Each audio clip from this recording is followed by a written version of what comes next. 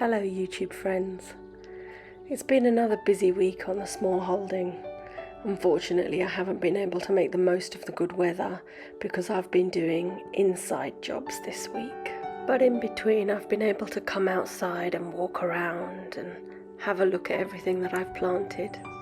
And I'm delighted to see that some of the bare root fruit trees that I planted in the winter have got blossom now.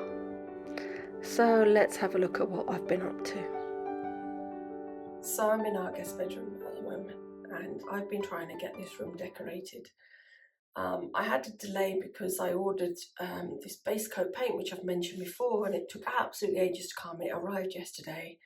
I painted the walls with the base coat, which is supposed to hide blemishes and imperfections and all of that. And cracks and everything like that. But it's just not good enough because I was having a look. I've got an LED torch, which is really good at showing up sort of any imperfections in the wall. So I used that last night and found so many. So I feel like I've been doing this room for God knows how long. So as it is now, I could just paint it. But the thing is, I know that I'm going to really regret it if I do that, because inevitably I'm going to see the light's going to shine a certain way, and I'm going to see a dent in the wall here, a scrape in the wall there, and it's going to really get on my nerves, and I'm going to regret not putting in the prep work now. So we did our bedroom. This is the newer side of the house, and the older side of the house is where our bedroom is, and the walls there, all the plaster work and everything on that side of the house is much shoddier than it is on this part. This used to be this was the old barn, which I think they raised the roof on it to make it taller, and then they put the kitchen downstairs, 2 bedrooms and a small bathroom upstairs.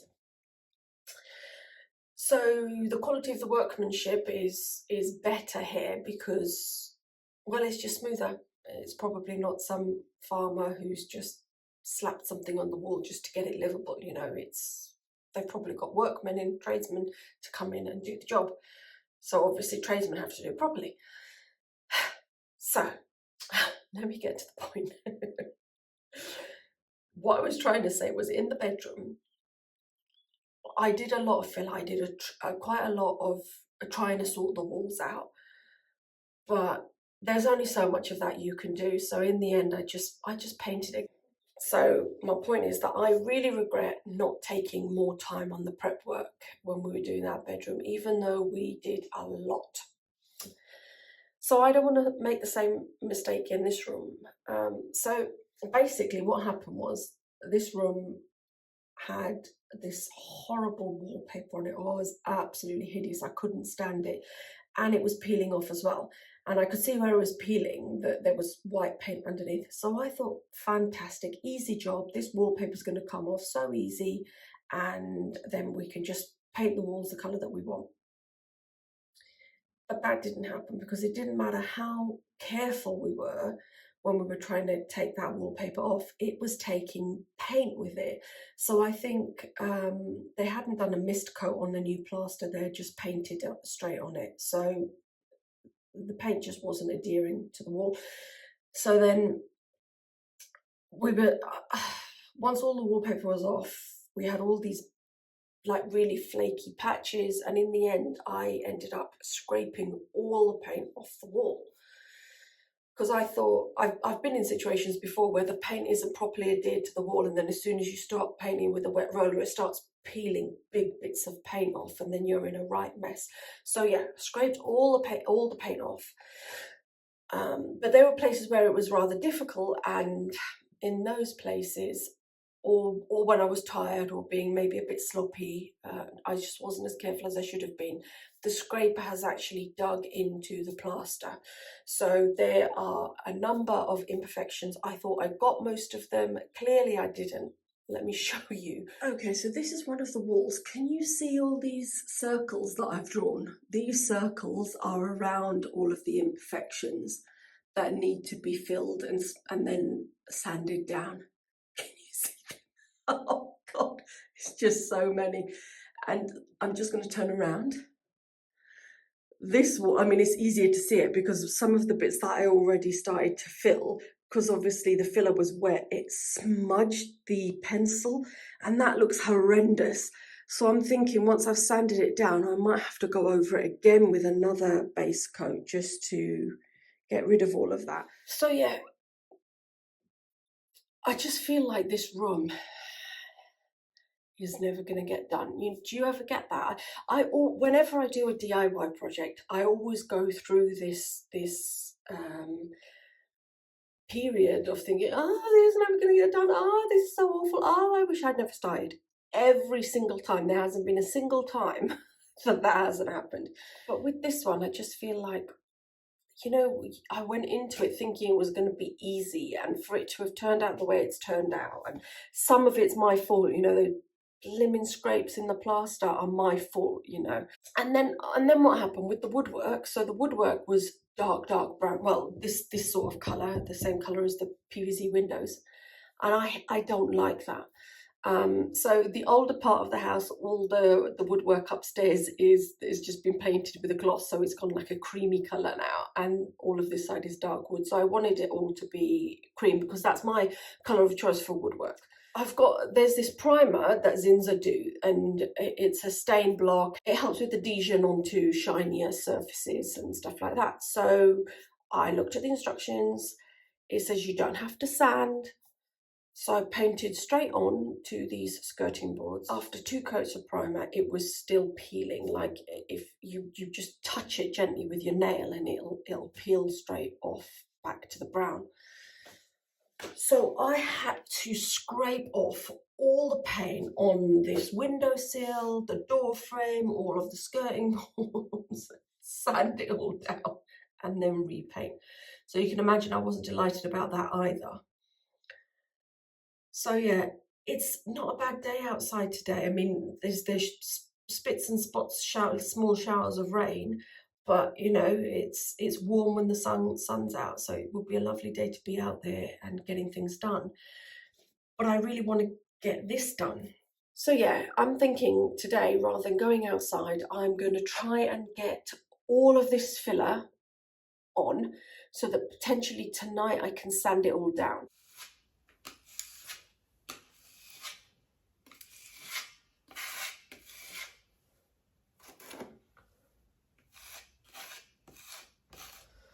Do you think I'm mad?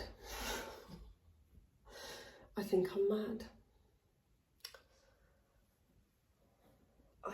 I don't want to see scrapes. The whole time I'm in here, I'm thinking, I could be outside doing X, Y, Z right now. Being in the house, it just kind of, it feels like you're stealing time from the land.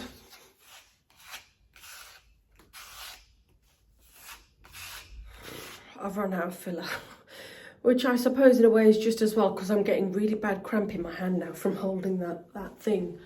But I've still got all of this wall on the side of me here, and the top part of that wall behind you over there, and a tiny bit over there.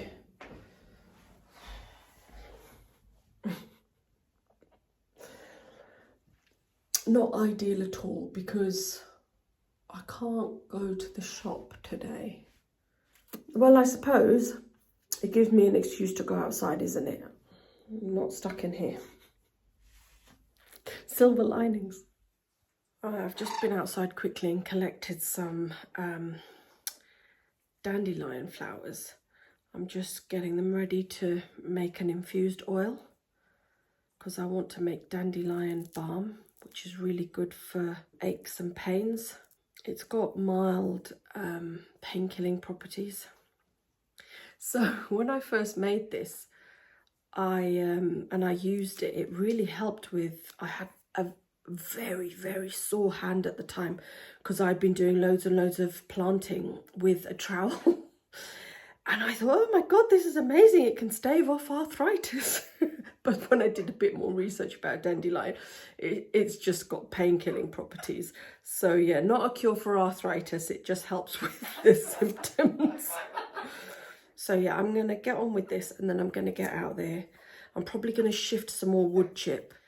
One thing I also have to do is there are 2 trees that I have to take up. So one of them, there was a pine tree that I planted in one of the fields. And when I was having another look at the label, it says that the growth rate is 8 to 12 centimetres per year. And it's only this big. So I was thinking to myself, God, how tall does this tree get if that's all it grows? Anyway, I looked it up online, and it doesn't really grow more than 6 feet.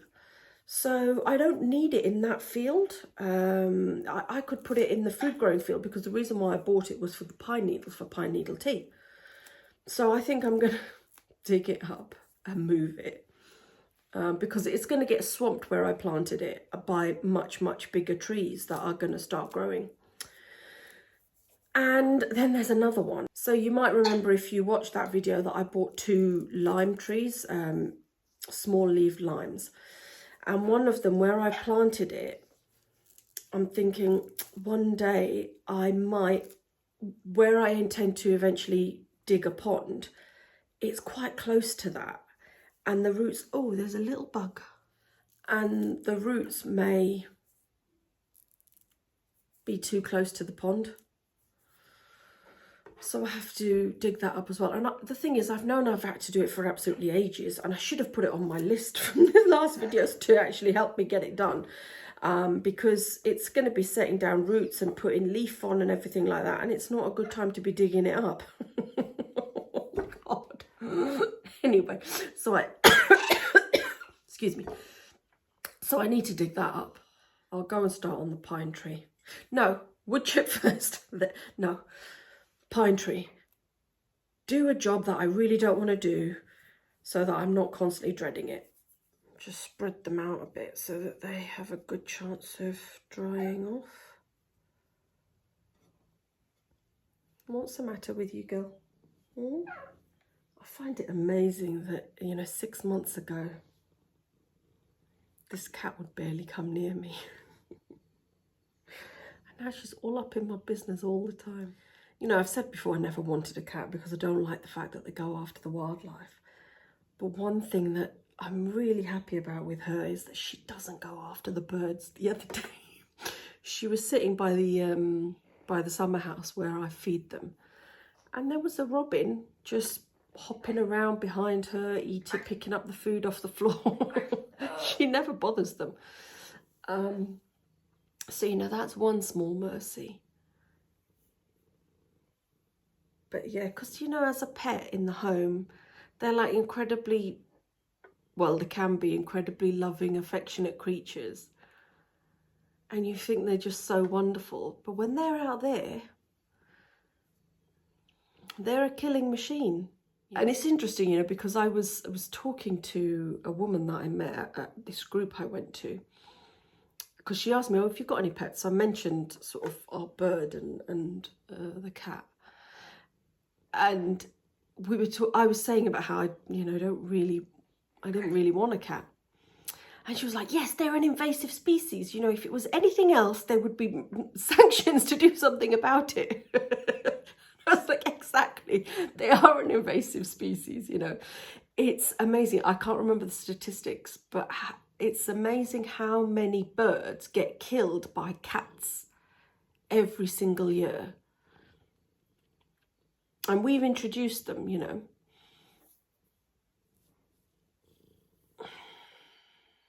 Anyway, I'm going to get outside. I'm going to go get that pine tree. I think what I'm going to do is I've got a red maple in the greenhouse that's in a pot that needs to go out. So I'll take the pine tree out and put the maple in its place. I've just come out here to get the tree and head to the back field. And I saw the bag of raspberry canes from my neighbour. Let me show you.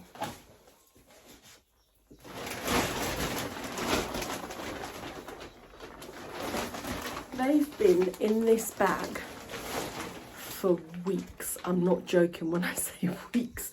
And I can see that some of them do have green leaves on them. Okay, so it looks like I've got a good amount. Not sure about planting that one. But anyway, I'll take it with me. This. Oh. And this one. Let's go give them a new home. Okay, that's done. That took a surprisingly long time. The cat's gone to sleep while she's waiting for me. So yeah, hopefully they'll do okay. I'll come back at some point and maybe put a mulch of grass clippings and wood chip on this. Okay, so the raspberries are done. I just want to have a look at my list and see what else needs to be done.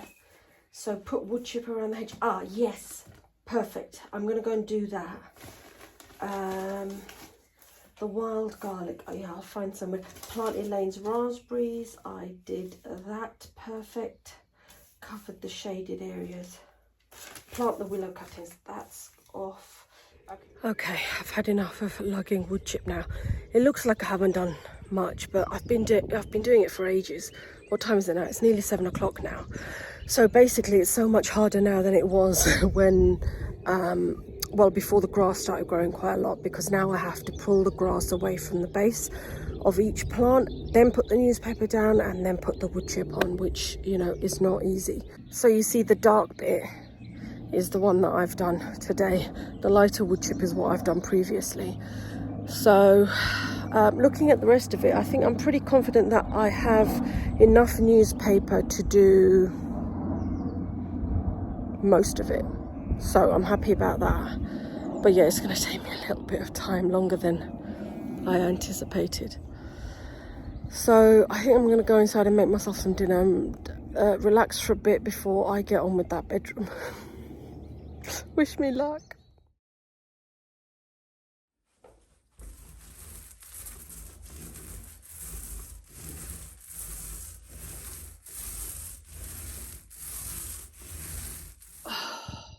God, I am so exhausted. So it's what, I don't know, 4-5 days later. This room has taken over my life. I'm not going to talk about it too much because I've already looked through the footage and I had to edit out so much of it because of I was going on and I'm thinking, okay, fine, this vlog is like a representation of what I'm doing, but it also needs to be entertaining, you know. So I have just done, so you can see this wall beside me here has not been done, but the rest of the walls has been done. This one's going to be painted a different colour. But it seems like everything in this room that needs to be done needs to be redone or done more than it's supposed to be done.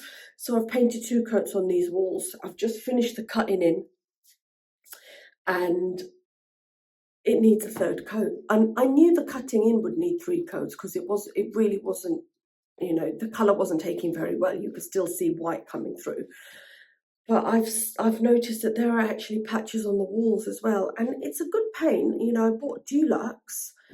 Sometimes when you buy some of the DIY store own brand paints, they're not great and you need 3 coats. But with Dulux, you shouldn't need it. But it you know, it was very thin paint anyway. So I'm really annoyed about that. The filling, well, can you see? So I was standing, I'm thinking, oh God, my hand's really sore, kept swapping between hands. Then I noticed blood on the wall. And then I realised all my fingers were blistered and bleeding. So yeah, the filler, the second filler, I don't know if I edited that footage out or not, but I bought a different type of filler, which was specifically for fine filling, you know, like 1 millimeter thick filling. And that went quite well. It was much improved, but it meant that I had to do the whole room again because the previous filler that I used just didn't fill the holes well enough. Too much of it came out when I was sanding. I keep feeling like I'm doing everything over and over again. This room is just taking over my life. I am never going to see my garden ever again. You can tell I'm overtired. It's just, I'm so sick of this room. But I'm hoping that I'm going to get it done today because, I don't know. I was hoping until I saw that this probably will need another coat. So I thought I'm going to do the cutting in. I'm going to then do this wall, first coat of paint on this wall, run into town and get the paint mixed up for the woodwork because there's a specific colour that I want that they don't have on the shelf. So I'm going to go and get that mixed up, come back, do the second coat of this, and then do the woodwork. And that I could have finished today, but now that I have to do another coat, I'm wondering whether, rather than doing a full coat, I just kind of, as and when I notice patches, I'll do the cutting in a third time, but when I notice patches on the wall, maybe I just go over them. I already did one down here a little while ago. Anyway, so yeah, I'm just exhausted. It's finally done. I have never painted anything this bright before. I do love the colour, but it's so bright. So yeah, I mean, obviously it still needs finishing off. It needs a lampshade. I've got curtains, but they're not the right size, so I need to adjust them. I'm gonna get the beds and everything moved into here now.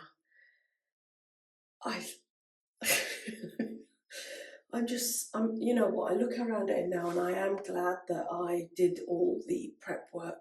The walls look nice and smooth, and you know, it's lovely.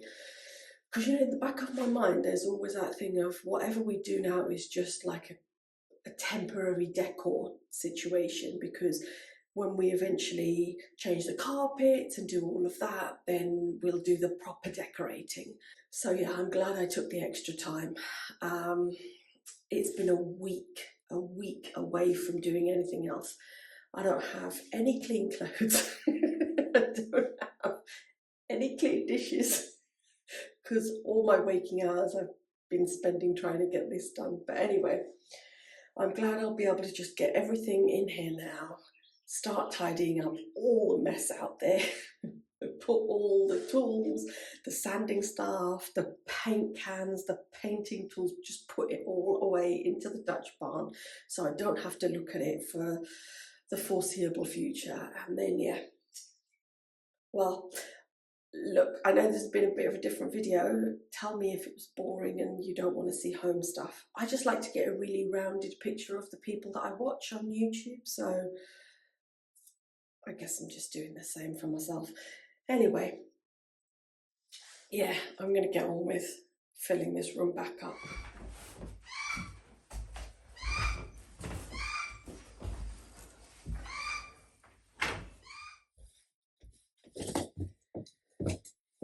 So I've got two single beds in here, and the idea is that when we've got a couple staying, the beds stay together, and there's this little bridge thing that we put between the mattresses so it feels like one bed. And it's fine for a couple, but then when we've got friends staying who aren't a couple, we just split the beds. So yeah, that works quite well. I'm just bringing, these have been sitting downstairs for absolutely ages. These are the bits and pieces that I got. The idea is obviously once the bed is dressed, we've got the cushions. It needs another yellow one in the middle there. And then there's this throw that I got. I actually based the colour of the wall on this throw because I had a bunch of colour swatches, and I went into the shop. I saw this, and then this is what decided me on the colour swatch. So yeah, that'll be the throw at the bottom of the bed. And these are curtains that I got. They've got eyelets, but I'll be taking those out when I adjust them to go in there. And I've got these lovely